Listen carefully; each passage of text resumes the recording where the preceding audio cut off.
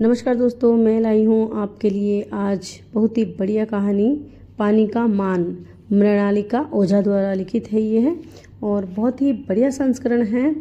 कहानी के माध्यम से बताया गया है कि हमें किस तरह से पानी का मान रखना चाहिए ताकि पानी भी हमें नुकसान ना पहुँचाए। तो चलिए हम शुरू करते हैं।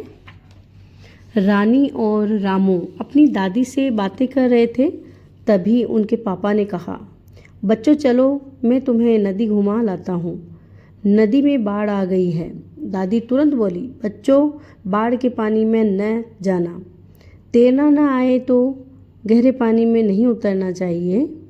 तुम लोग कहीं दूर से और ऊंची जगह से ही बाढ़ देखना।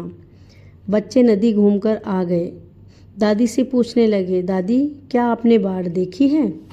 दादी बोली, हाँ बेटा, भगवान बचाए, बाढ़ और सूखे से हजारों लोग बर्बाद हो जाते हैं। पानी का हो मान तो धरती में रहे जान। बच्चे हंसने लगे। रानी ने पूछा, दादी पानी का कैसे मान होता है? दादी बोली, एक कहानी सुनो। सिहावा गांव में बड़ा पहाड़ था। नीचे बड़ा तालाब था। सुमती और खुमती दो बहनें खेलते खेलते तालाब किनारे पहुंच गई। हाथ मुंह धोने तालाब में उतर गई। खुमती की अंगूठी पानी में गिर गई। वह जोर जोर से रोने लगी। सुमती ने बहुत समझाया। खुमती ने एक न मानी। चीख चीख कर रोने लगी। बोली, मैं तो अंगूठी मिलेगी तभी घर जाऊंगी। आखिर बड़ी बहन सुमती पानी में उतर गई। उसे अंगूठी नहीं मिली। उसे तैरना नहीं आता था। अचानक खुमती ने देखा बहन सुमती दिखाई नहीं पड़ रही है। उसने जोर जोर से पुकारा, दीदी दीदी, मगर कोई जवाब नहीं मिला। दूर पहाड़ से एक जल की धारा उतर आई थी। दूर तक जाती हुई एक इठलाती हुई नदी। उसकी आवाज़ लौट आई, जैसे पहाड़ों और जंगलों ने भी पुकारा, दीदी वापस लौट आओ। लेकिन सुमती कहीं दिखाई नहीं दी। जंगल और पहाड़ उदास हो गए। सब तरफ खामोशी छा गई। शाम होने लगी। खुमती का दुख देखकर जलदेव भी दुखी हो गए। आखिर जलदेव प्रकट हुए। बोले, खुमती तुम्हारी बहन नदी में तब्दील हो चुकी है। वह सबका भला करना चाहती है। अब वह नदी बनकर धरती की सेवा कर रही है। तुम अब मेरी बात मानो और गांव लौट जाओ। गांव के लोगों से कहना कि वे पानी का मान किया करें। बिना पानी राज्य में सूखा पड़ सकता है। अधिक पानी से बाढ़ भी आ सकती है। पानी को तालाबों में सहज कर रखना चाहिए। नदी, तालाब या कुएं में कोई गंदगी न डाले। इनकी पवित्रता मंदिर से कम नहीं होती है, इसलिए हम इनकी पूजा भी करते हैं। खुमती चुपचाप गांव लौट आई। उसने लोगों को ये सारी बातें समझाई। कहा, पानी की शुद्धता और सही उपयोग ही पानी का मान है। परंतु लोगों ने उसकी एक न सुनी। बोले, ये नदी तालाब ही हमारी निस्तारी का जरिया है। उनके किनारे गंदगी न करे तो कहाँ जाएं? गंदगी उसमें न बहाएं तो कहाँ बहाए? फिर भला तुम्हारी बहन नदी कैसे बन सकती है? खुमती दुखी होकर धार धार आंसू बहाने लगी। उसी वर्ष अचानक खूब वर्षा हुई। नदी में बाढ़ आ गई। खेत खलिहान डूब गए।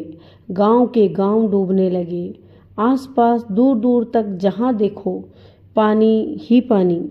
सब और हाहाकार मच गया। नदी, तालाब सब एक हो गए। गांव भर की गंदगी उसमें मिल गई।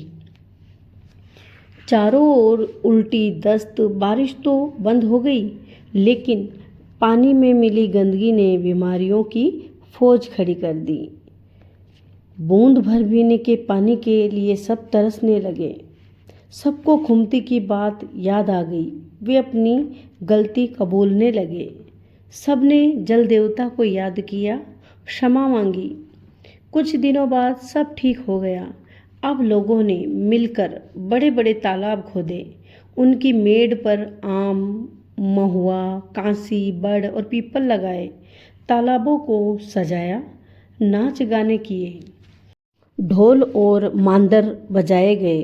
तालाबों की पूजा की, फिर 2 तालाबों को जोड़कर उनका ब्याह भी किया। गंदगी का मैदान दूर रखा। तालाब, नदी में गंदगी बहाना बंद कर दिया। सारा गांव साफ और निर्मल हो गया। कहते हैं लोगों ने फिर सुमती और खुमती को बहुत ढूंढा, लेकिन वे दिखाई नहीं दी, किसी को भी ना मिली। लोगों का मानना है कि दोनों बहनें छत्तीसगढ़ में नदी बनकर बह रही है। तभी से छत्तीसगढ़ में तालाब खुदवाने की परंपरा चल पड़ी। यहाँ आए सारे राजा महाराजा जमींदारों ने यहाँ अनेक तालाब खुदवाए। आज भी छत्तीसगढ़ में सर्वाधिक तालाब है, खासकर रायपुर तालाबों के लिए प्रसिद्ध है। छत्तीसगढ़ में खमर छठ, हल छठ के दिन आज भी छोटे छोटे तालाब खोदते हैं, उसकी पूजा करते हैं। यह कहानी सुनकर बच्चे खूब प्रसन्न हुए।